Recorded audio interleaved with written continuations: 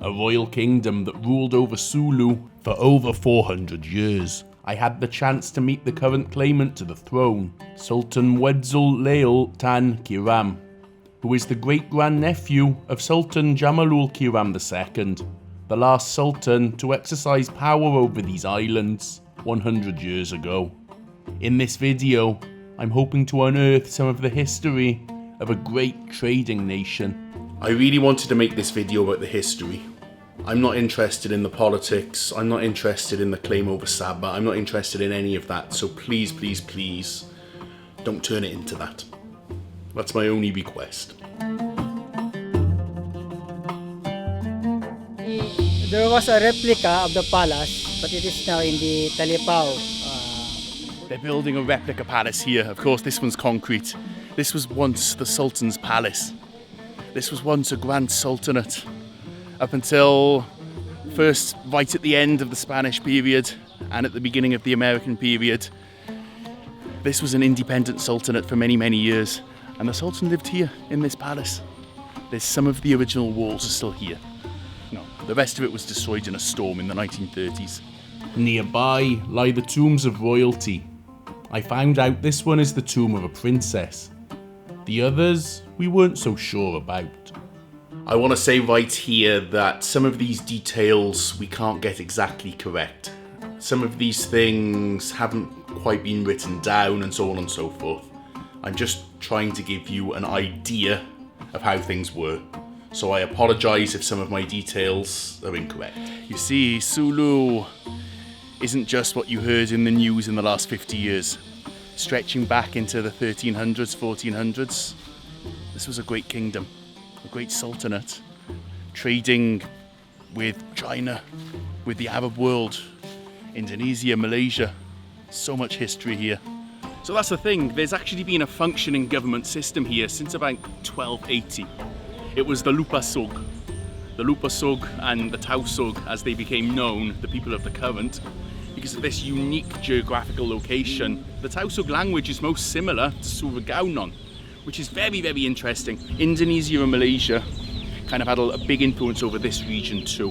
Kingdom. That was a mixture of Hinduism and Buddhism. And then in Butuan, you had the Rajah of Butuan. So of course it was natural that some people moved here as traders.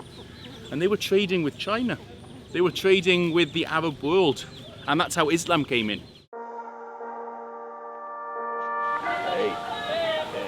But first, we've come to Tambuang Falls. The best principal here in Sulu. Okay. You're disturbing the photo shoot. We're disturbing the photo shoots on the Bridge of Love. Yes, yes. Oh, there's only one thing I'm looking for.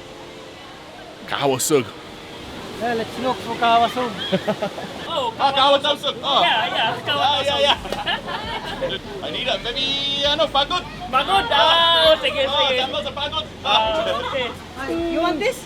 What's We call this? this shuro. You wanna try? Looks like benignet. Oh. Yeah. Kawasug, let's go for Kawasug. Yeah, awesome. Okay. Salmon means also mirror water. What's the meaning of Tambuang? I don't know. Because Just I only the name of the place. okay. Ang meaning. Just a name. Okay. Ang alan sa tao. Tambuang. Buang nga sinto, Tambuang, buang. Derived from the name of person. Tao, tapos buang. Buang? Buang? Sama na, That's what I was thinking. Buang, buang. Daot! Buang na sila. Daot sila. I thought the same thing. I was thinking buang. Oh. I thought, of all the names, just like me, Kumander Daot. Yeah, maybe it was a joke. Maybe this is a really serious person. And they called him Buang because they're not Buang at all. There's another rainbow mosque. I love these vehicles though. Tarak pukul. It's called Pilay, Pukul. Handicap. And so we travelled into the modern centre of Maimbung, the old royal capital. I mean, it is connected to the expansion of Islam from Arabia to Southeast Asia.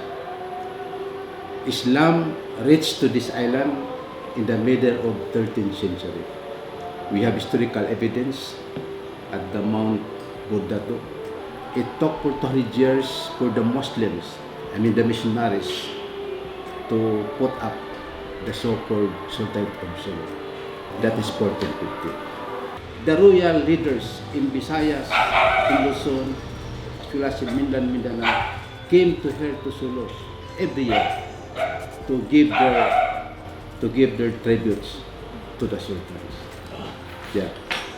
We are duly recognized by your government, by the British Empire at that time, by Netherlands, by Spain, even the United States in the latter time. The Sultan of Sulu had entered into signing a peace treaties with foreign powers 36 times. Yeah, with the British, with the Netherlands, with the German. That means these treaties are indicators that we are once a sovereign power in this country. And of course, we follow the golden principles like principle of justice, principles of freedom, principles of consultation. So the Sultan is not a monarchy, it's not a complete monarchy form of government because we follow consultation, the so-called sword. The structures of the government, the Sulu Sultanate is composed of the Kawajilan, executive branch, the executive body, the legislative branch, the Ruma Bitsara.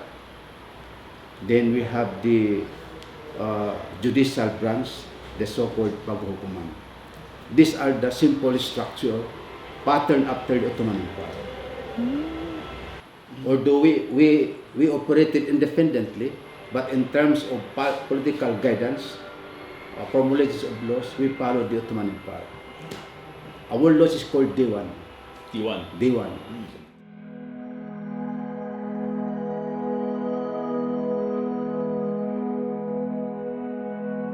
Today, you can still feel the grandeur here in Maimbung, and some of the food crosses the modern borders. The ginger in this is awesome. This black pepper beef is my favourite because, of course, it's not just the food.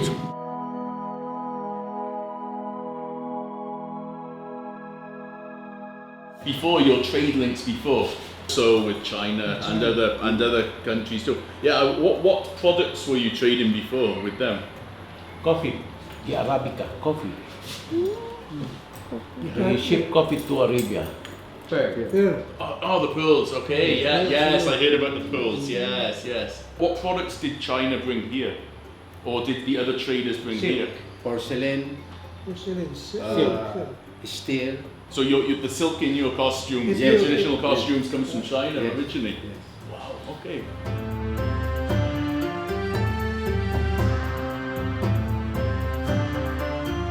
Which brings us to somewhere that's now as nondescript as the palace's location. Hello, sir.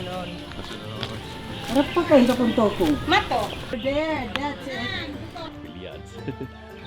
Kuntokong Temple.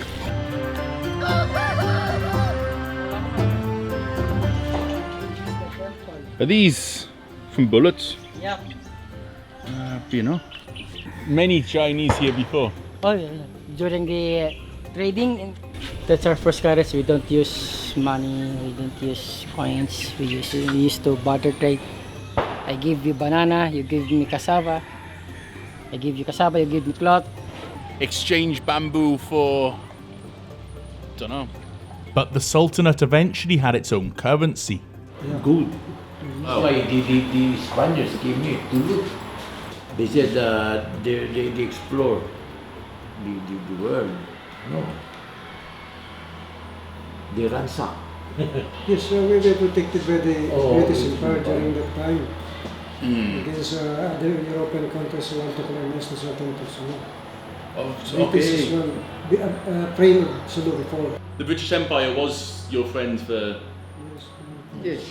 And centuries ago, even the Chinese emperors used to recognize the leaders of Sulu. There is even a shrine of the Sultanate in Guangzhou, China. Sultan of Sulu, Salt Batara. It went to China and died there. The Sulu is king. Sulu, they call it that Sulu is king because he came from the east. Oh, what's this here? Pei Pei Hein. Pei Pei Hein. or the celestial dragon, came to Jolo as an officer of the greatest Chinese navigator, Cheng Hu, the Sampao Kong, who held the record of navigating the South Seas 7 times. Wow. Including the Indian Ocean, and whose first voyage was on July 11, 1405. 1405, wow. Back to the Ming dynasty, they really recognised the Sultans of Sulu. They really recognised how great a trading link this was. And so this is the shrine of one of the men, of one of the greatest ever navigators who died here.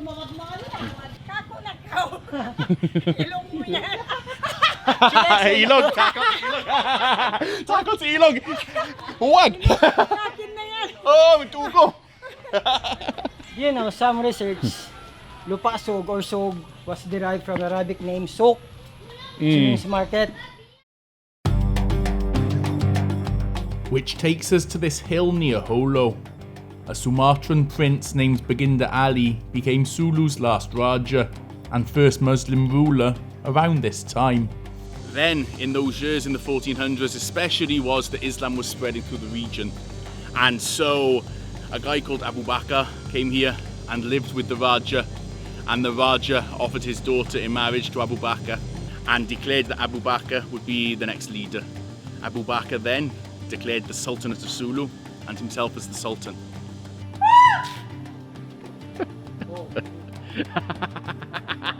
Someone thought you were a real monkey. You went to Budbungaw, right?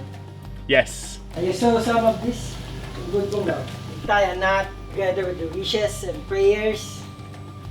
That's cultural and superstitious things. Not Islamic. They put some coins and the kids are getting it. Sure, of course, 5 pesos, 10 pesos. Who would not do that? I was going to ask, shall I give a blessing? But now I know it's a blessing for the local kids. Do they have kahawa sug here? You don't have. But it does have one of the best views over downtown Jolo.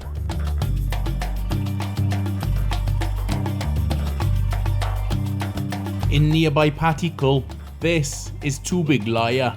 Tubig Laya actually is the source of water for the community. The terapia are there, they're great, they'll clean it up. There's not actually running water into the home, so that's kind of a lifeline. Comes from a spring. It looks murky because it's been raining a lot recently. Still potable. The native local mosques in Sulu should have at least one or small river or flowing waterfall for the ablution. Kasi nag-ablution pa kami before praying. The referee. Hello.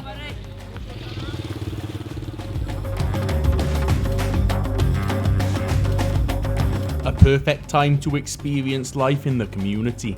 We call it durul, but in Tagalog they call it dudul. Just don't lose the L. Kahawa sug number 4. Use this. Yeah. You're struggling enough. Yes, I'm struggling. It's wrapped in plastic on the inside. It looks like a giant licorice. Oh. Tastes like aniseed. It does. It's awesome. Number 4. Because we've got someone important to see. I was invited to meet Sultan Kiram, the current head of the now ceremonial royal house of Sulu. Ansal, Lamer, Kumander Daot, Take your seat. his wife, Kumander. How are you? I'm good, how are you? I just want to ask you about the history of the Sultanate of Sulu. Yeah. I think Dr. Bara. Assalamu alaikum wa rahmatullah. Welcome to Sulu. Thank you, thank you. I have very good questions. These are the pieces of history that I've shown already throughout the video. Sultan Kiram was a great host, serving tea and sandwiches. Yeah, I was confused. But the pali, what is the pali? Pali is the one that is grow on the. This one, right? It's yeah. Okay. Now I was wondering with the camping. I was thinking.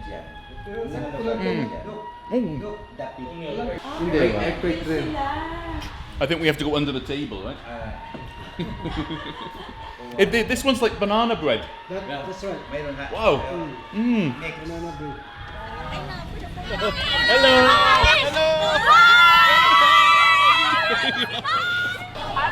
You want to grab Hello. Hello. Hello. And atop this hill is where we're going to stay tonight.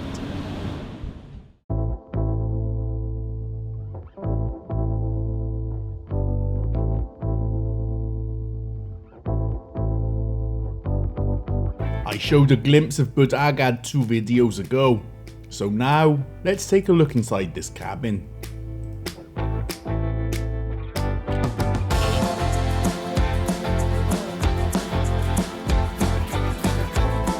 Through here's the bathroom, Dressing gown.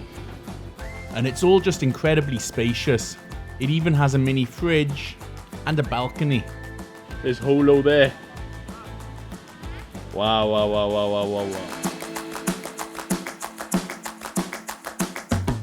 Nearby is the highlight, but of course, great views can be had from all angles. I love these mountains. They just go straight up, flat on the top, straight down again. It's really a volcanic island. It's a fertile island. It's like you're going through a fruit forest everywhere you go. It's an incredible island. We're going to be staying up here tonight, and I'm very excited for this. It's newly opened. The best view of all. Sulu's tourism is really developing quickly. New places to stay like this one on Bud Agad. And come nightfall, we were invited to have dinner at the restaurant with a view of the city lights.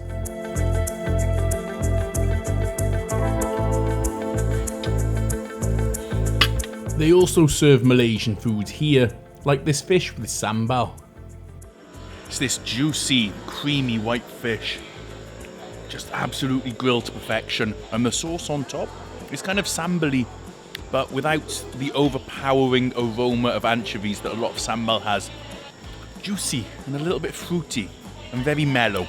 The food here is very good. Very Malaysian inspired, as I said earlier. It transcends boundaries. This udang kamyong. Shrimp with Malaysian sambal. Prawns. Udang. Udang is what they call prawns in Malay. So, udang. That sambal sauce is much richer, much deeper in flavour. I'm really enjoying this food. There's so much just richness of everything here. This is awesome, just listening to water. Looking over Jolo below. It's also mad that we're in Patikul, and there's Indanan, and down here is Jolo. Tiny land area. This video's actually from my first day in Sulu, and I was very tired, so I apologise if I got anything wrong. But what I really want to get at with this is that Sulu's history is not just the last 50 years. It goes back hundreds and hundreds of years. It's got a really deep culture, a deep history, a lot of natural beauty, and the people here are really awesome too. My last video from here.